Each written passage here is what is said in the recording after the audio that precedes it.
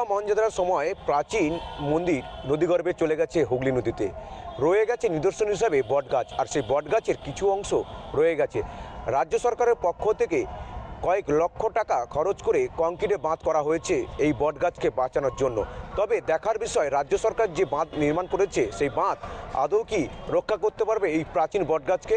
সেদিকে তাকিয়ে গঙ্গাসাগরের বাসী। আমাদের স্কুলের প্রধান শিক্ষক তৎকালীন প্রয়াত সুধীরচন্দ্র মাইতি মহাশয় আমাদের 10-এর ছাত্রদের নিয়ে তিনি ওই মন্দিরতলার যে এটা আছে প্রাচীন যে ইতিহাস, হ্যাঁ, সেটা দেখানোর জন্য নিয়ে গেছি।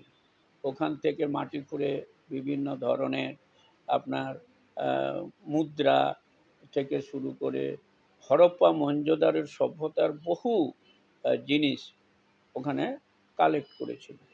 তখন আমাদের সেই আপনার অনিল কুমার খাঁড়া মহাশয়, তিনি বামুনখালী স্কুলের টিচার, হ্যাঁ, তিনি এগুলোকে নিয়ে একটু চর্চা করতেন এবং তারই অনুরোধে আমরা মিশন থেকে দেওয়া হয়েছিল, মাস্টারমশাই নিয়ে গেছিলেন।